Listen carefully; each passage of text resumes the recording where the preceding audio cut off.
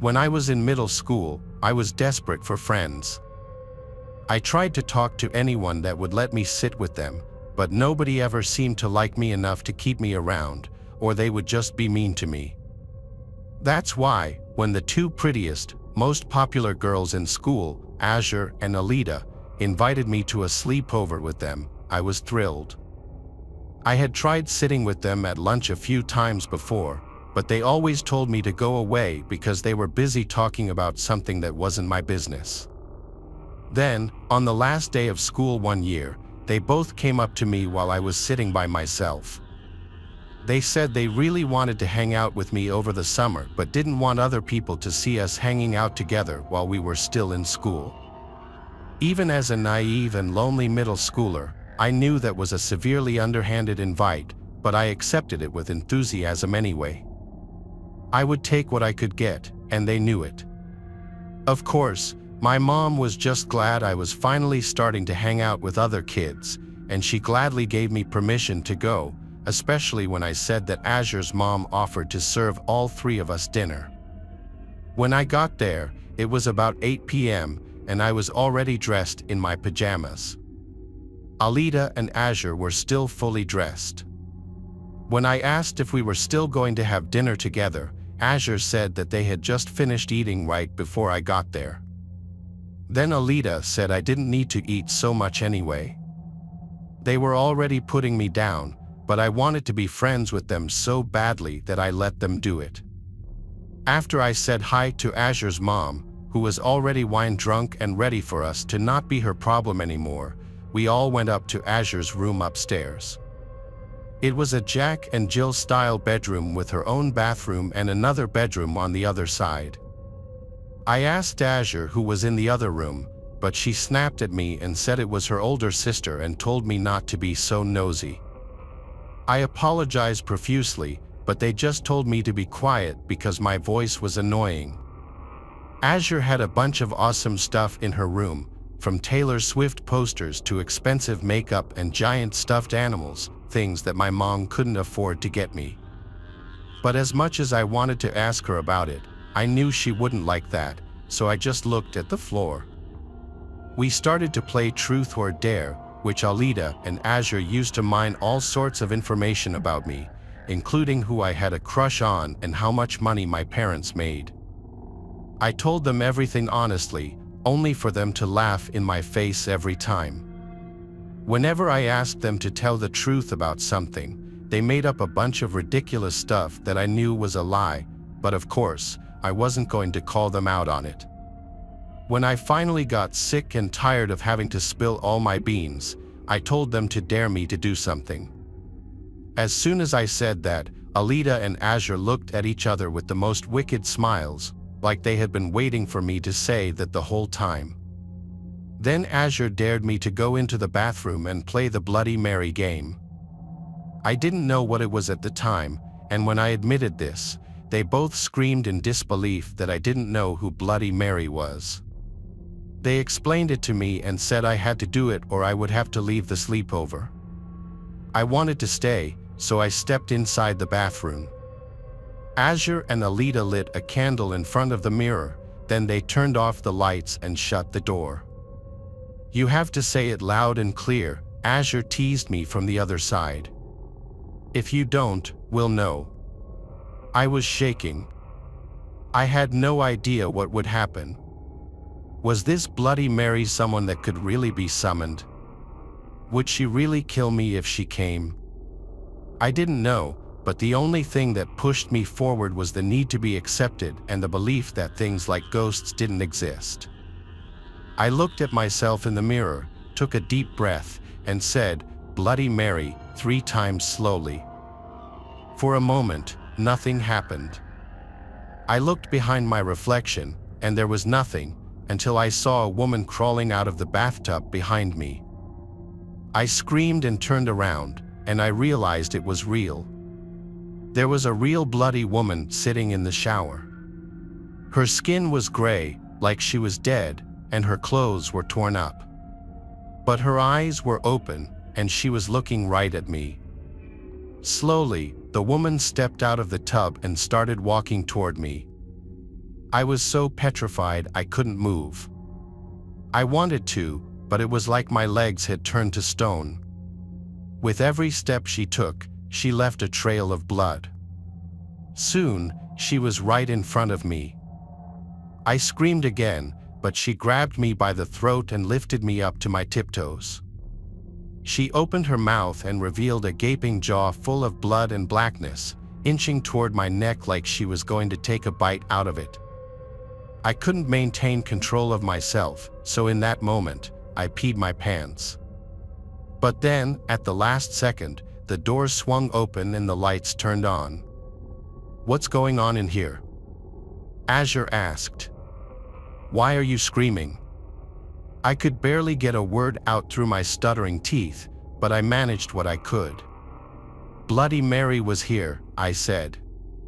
"She was right in front of me. I saw her, and it was real. She grabbed me and everything, and she tried to kill me." Alita and Azure said, almost in unison, "What?" They looked all around the bathroom, but of course, she was gone. "Stop acting crazy," said Alita. "You're just begging for attention." "Honestly, it's kind of embarrassing," Azure snickered and agreed. "Wait, did you pee yourself?" "That's disgusting," Alita exclaimed. "Oh my god, so yeah, actually, I think if you're going to act like that, you just have to leave." "What? Why?" I asked in disbelief. But before I knew it, Azure and Alita dragged me out of the bathroom and pushed me down the stairs, then threw all my stuff at me. I crawled to Azure's mother, a sobbing mess, and begged her to call my mom.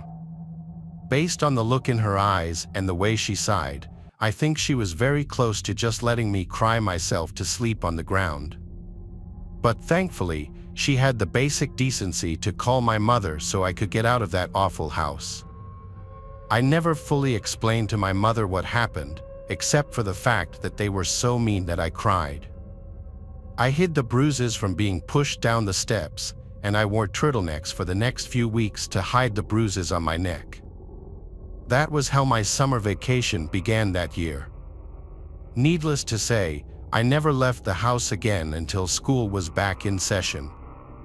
As for Bloody Mary, Azure and Alita's gaslighting was so effective on me that I honestly believed she existed for over 2 years after that. Until one day, I told this story to my first real friend in high school, and they explained to me the obvious truth that it was just Azure's older sister in a convincing costume.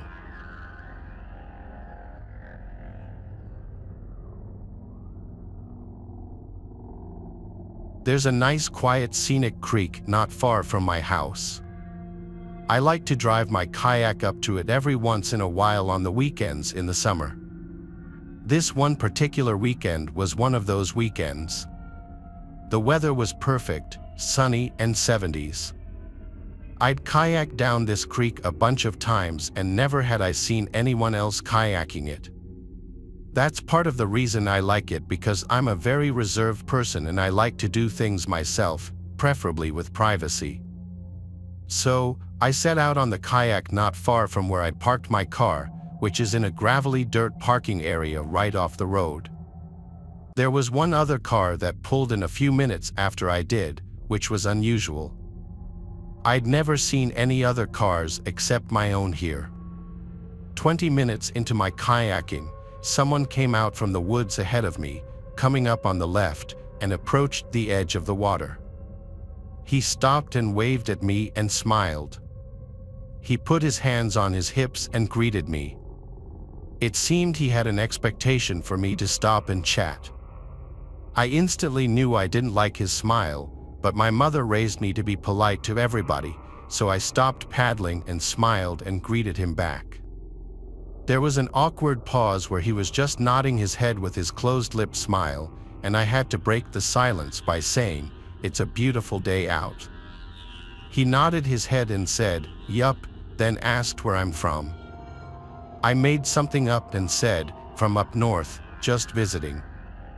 He clearly lacked the ability to hold any sort of conversation, and that's coming from me, I'm not the most social person myself. So, I wanted to just move along. I told him to have a great rest of his day and continued onward down the river. Never in a million years was I expecting what happened next to happen. I turned when I heard a snap of a stick or something from not far behind me. There, in the not-so-far distance, was the guy hiding behind a couple of trees, seemingly following me. I was disturbed and uncomfortable, like he was clearly trying to not be seen. I was scared to call him out in fear of how he might respond, so I pretended not to notice him and continued to kayak down. I would continue to side glance every so often to see if he was still following me, and he was. I had never wanted to see someone else in the water so much in my life. I took out my phone to try to call my dad or my brother for help, but of course, I had no cell reception out there. Still, instead of being followed and probably attacked, I decided to stop in my place, turn around, and threaten to call the police if he didn't stop following me. The man just stood in place behind another big tree, though he was clear as day there. I then decided to fake call the cops. I raised my phone in the air at the man and said, "I see you there, I'm calling them now." I then proceeded to fake a phone call, pretending like I'm talking to the police. The man started to walk away deeper into the woods. It seemed to have worked. I turned around immediately and started kayaking back up the way I came as fast as I possibly could. I would constantly look over my shoulders until I got back to where I launched the kayak. I made it safely.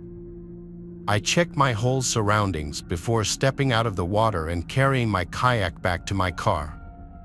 The other car in the little parking area was still there, but I made a disturbing discovery that may have saved my life.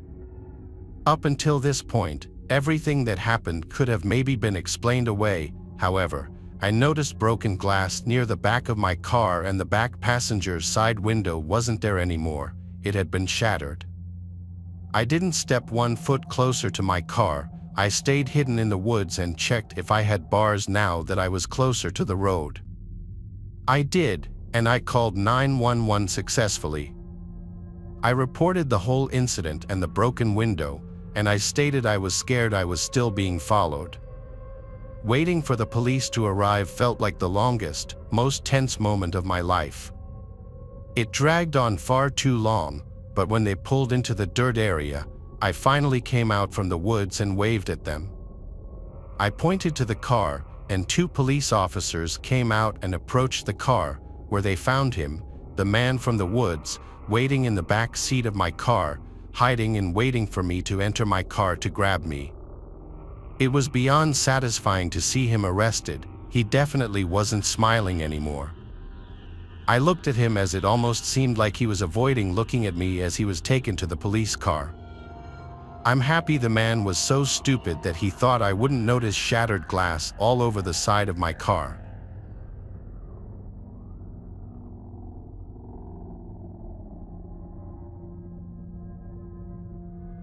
What you're about to hear is something that will sound like it was straight from a horror movie, but it's absolutely true.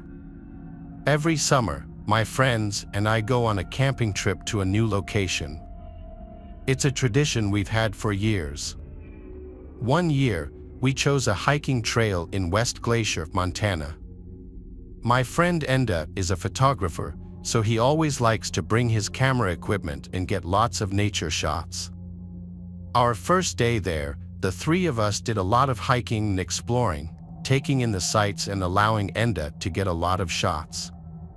That first night there, nothing was out of the ordinary. We had 2 tents. I was alone in mine while the other 2 shared theirs.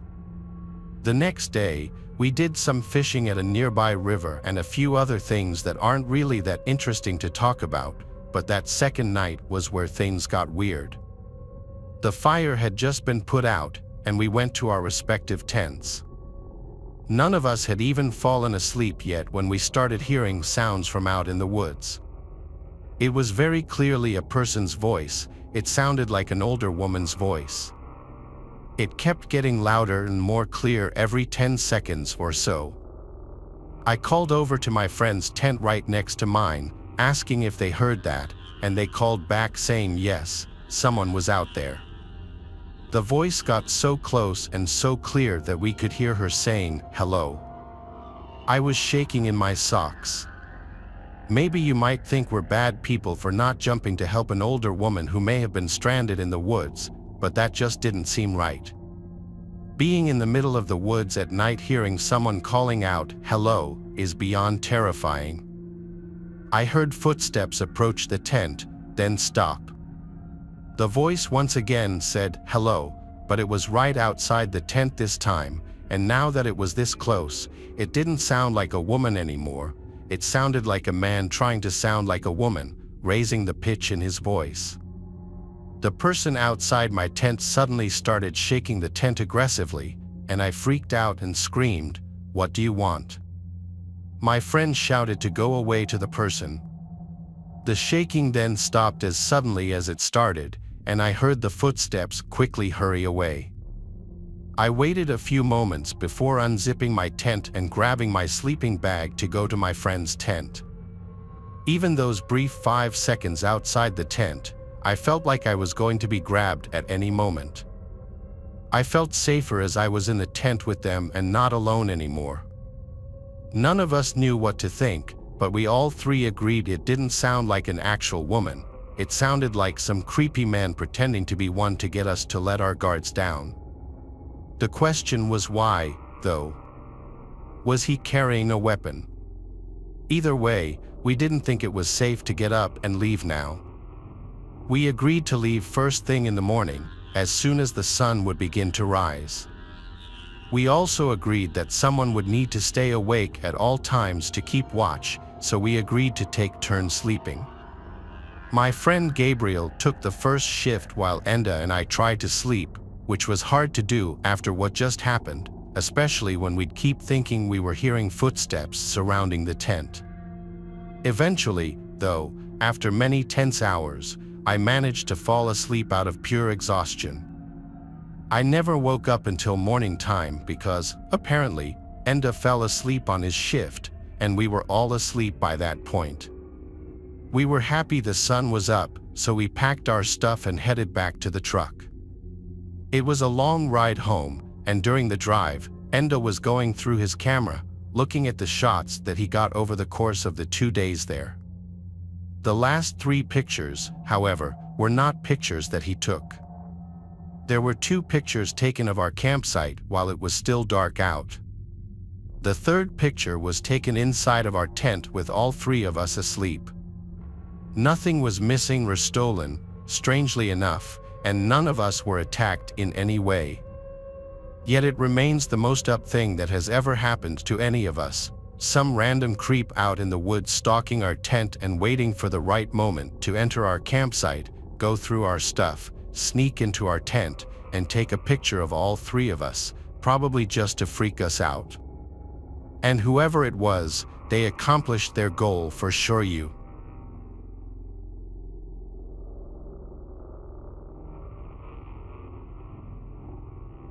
Summer is the greatest season by a long shot. That's a hill I'll die on any day. My love for the summer doesn't revolve around partying or drinking, as you may expect, but nature, warmer weather, and the outdoors are inseparable in my opinion. And I guarantee you that when the heat rolls through, I spend more hours outside than inside. It was a warm night in mid-June a few summers ago when this happened. I was 16 or 17 at the time. For context, there's a massive nature preserve near my house. When I say massive, I mean it. It's close to 1,000 acres in size. To this day, there are still parts of it that I'm positive I haven't explored. 2 of my friends and I agreed to spend a night camping in those woods. Technically, camping there was strictly forbidden and borderline illegal, but we figured that there was no chance someone would catch us in this dense forest. We just had to trek as deeply as possible. Zane was the camping fanatic of the group. I'm telling you, this kid loved cosplaying as a Boy Scout and probably knew close to 100 different knots. Our other friend Clement always supplied the drinks.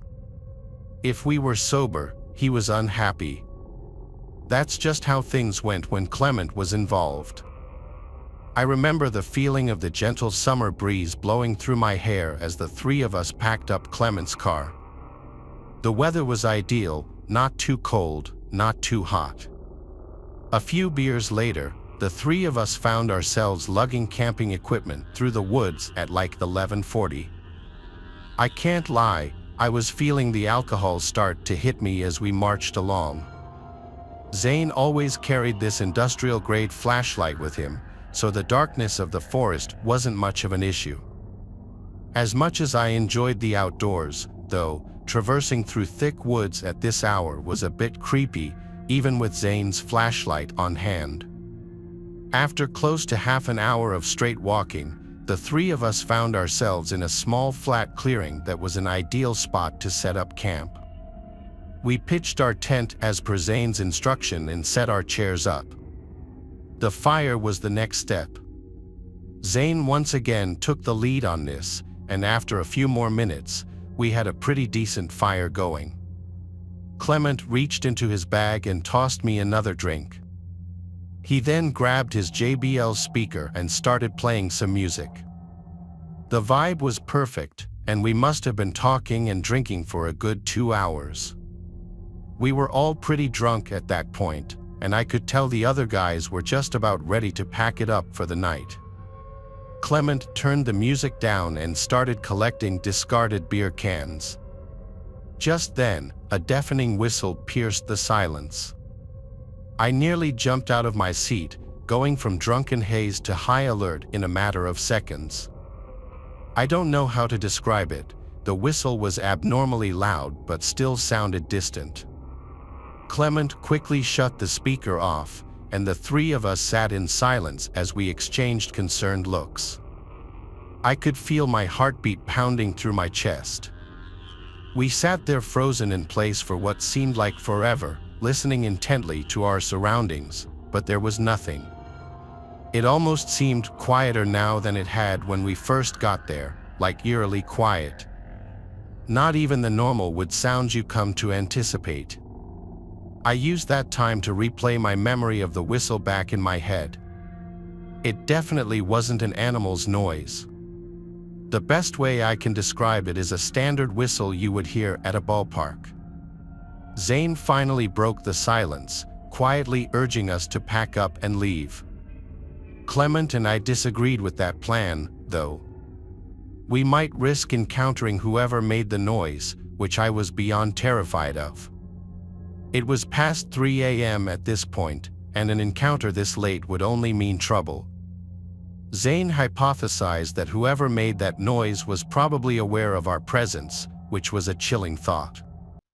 I didn't know what to do. On one hand, staying put violated every survival instinct I had. Packing up and leaving at this hour didn't seem like a much better option either, though. We finally agreed to wait it out. I went to put the fire out, but Zane cautioned me against it, saying that a fire would repel any dangerous animals.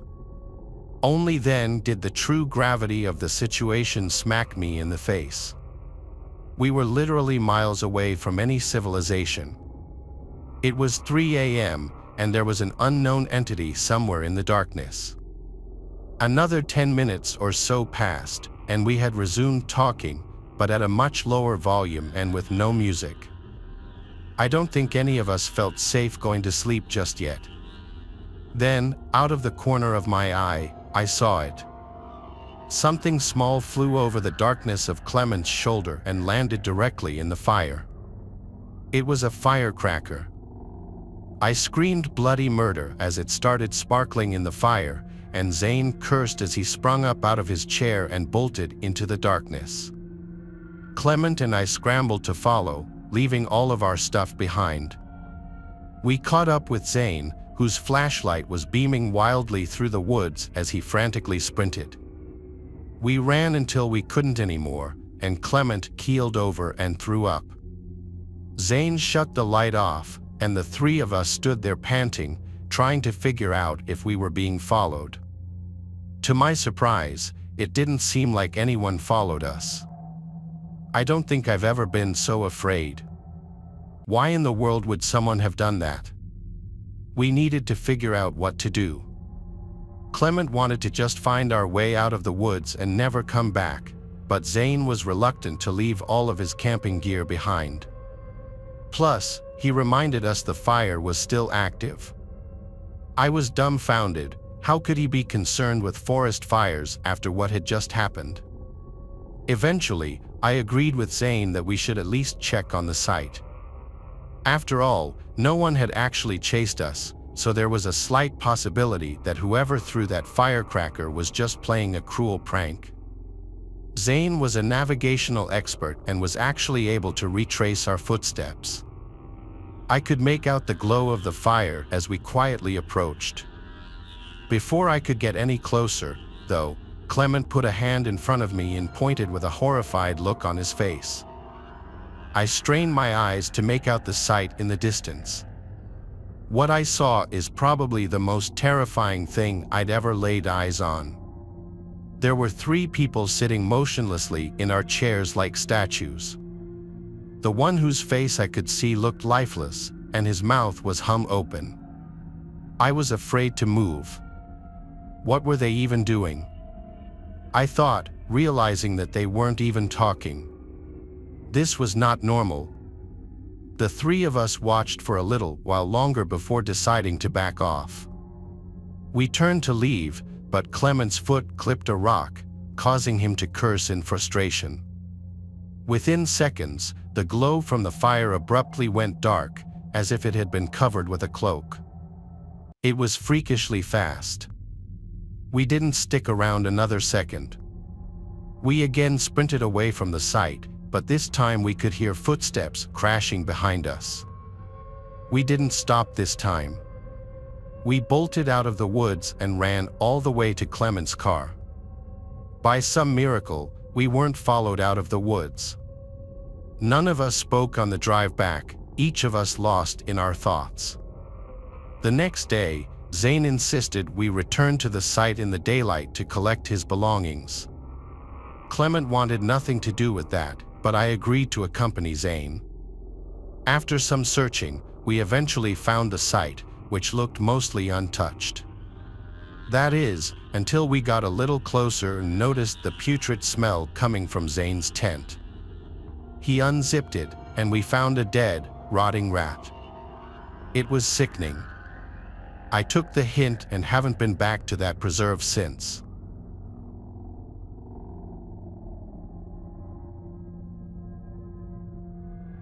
This happened to me last summer when I was 23. I wasn't a very outgoing kid at the time. If I ever did anything social, it was because my degenerate friends had somehow dragged me out of the house. This was one of those times, well, it was supposed to be. My friend Ralph invited me to a house party at like 8 p.m. It was pretty spontaneous, but I had nothing going on, so I reluctantly agreed to go with him.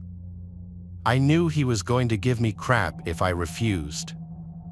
I can't even lie, though, the idea of a party, even with strangers, sounded more appealing than being alone. Ralph was a few towns over from me, so it made more sense for us to drive separately instead of going together. He gave me the address, and I was on my way. The literal second I pulled onto the street, Ralph bailed at the last minute.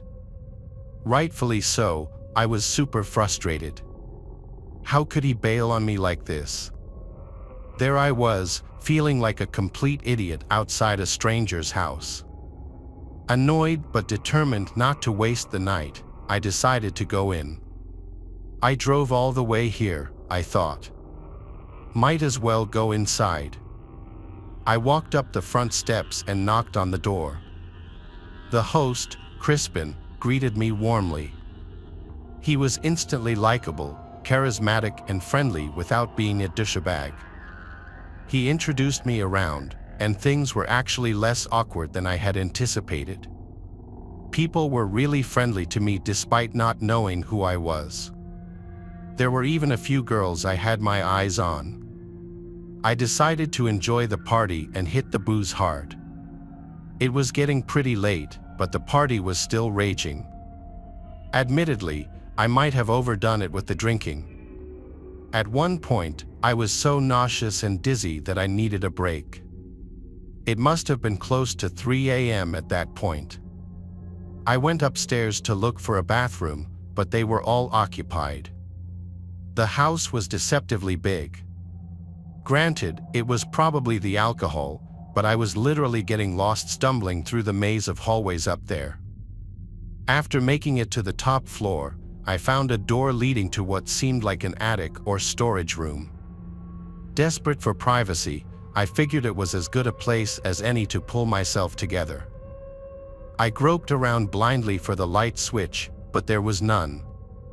This was definitely an attic or something, as there was also dust everywhere. There was a window in the far corner, which I opened, allowing the cool night breeze to wash over me. There was a solid minute there where I was seriously considering throwing up onto the roof. The breeze somewhat cured my nausea, though, so I just kept my head hung out of the window. It was dark outside, and the quiet was a refreshing contrast to the boisterous chaos downstairs. Sometimes all you need to restore your state of mind is a gentle breeze and some peace and quiet. Just as I was about to close the window and head back, I heard a faint noise, footsteps on the roof shingles. That didn't make any sense, though. Was I going crazy? Curious, I climbed out onto the roof. In all honesty, there was probably a 0% chance I would have done that if I had been sober. I slowly stood up and looked around. In the moonlight, I saw something terrifying. There were two masked figures with bags emerging from another window. It dawned on me, Crispin's house was being robbed. I started panicking. Should I shout? Confront them? Then a more pressing question hit me. What if they were armed? In my clumsy state of disbelief, I slipped and scuffed one of the shingles pretty loudly. One of the burglars heard it and jolted his head in my direction. Our eyes briefly met, and I froze. He nudged his partner, and the two of them quickly started making their way across the roof. Adrenaline surged through me. I couldn't let them get away. Crispin had been so welcoming, and I felt a surge of loyalty. I decided to act. I quietly followed the burglars across the roof, keeping a safe distance. They headed towards a sloping part of the roof for an easier escape. As they climbed down, I pulled out my phone to dial 911 but fumbled in my drunken state, dropping it. The phone clattered loudly, and the burglar turned sharply. "Who's there?" one of them hissed. Heart pounding, I ducked and scanned my surroundings, spotting a loose roof shingle. Without thinking, I grabbed it and hurled it towards them. It missed, but the noise startled them, causing one to lose his footing. He tumbled down the roof, crashing into the gutter before falling to the ground. The other burglar, now panicked, leaped to a neighboring tree and scrambled down. I rushed to the edge of the roof and saw the fallen burglar groaning on the ground. I needed to alert everyone. As I turned to head back, I heard sirens. Someone else must have called the cops. I stumbled back into the attic room and made my way downstairs, trying to appear calm. The party was still in full swing, oblivious to the drama outside. I found Crispin laughing and chatting with guests. "Crispin, you need to call the police. There's been a robbery." "I saw the burglar on the roof," I said.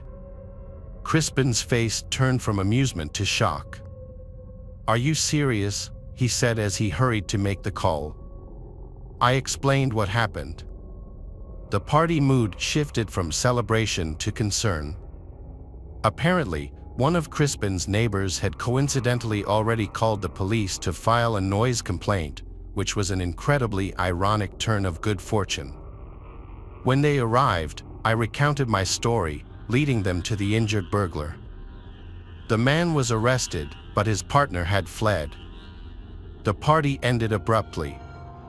People started scattering, and the lights got flipped on. I tried my best to act sober, but even after all that happened, I was still stumbling a bit. Crispin thanked me profusely, still in disbelief. As for me, I was just glad I could help despite the bizarre and terrifying circumstances.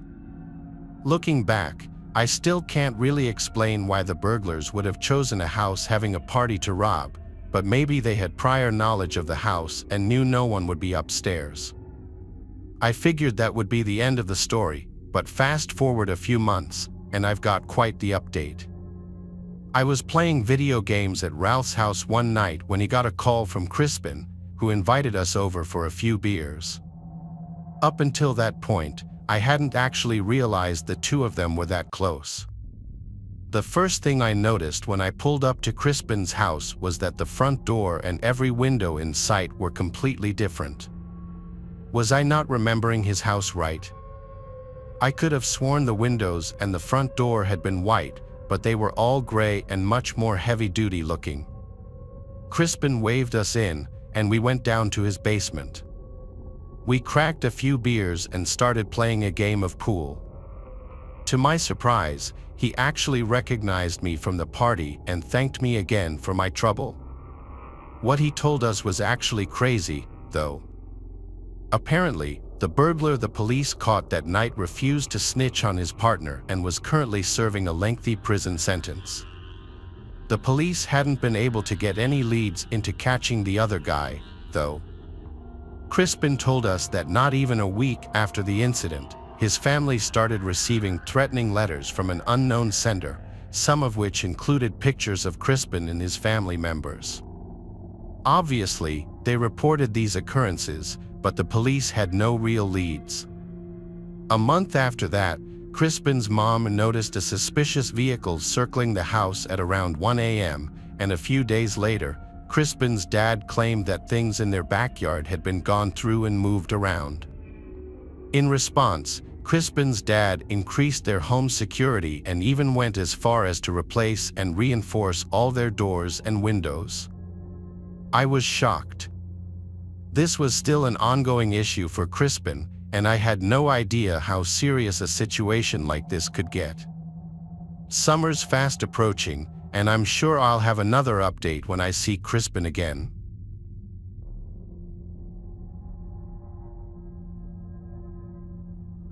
Thanks for watching the video. Subscribe to the channel and turn on notifications to watch the latest videos.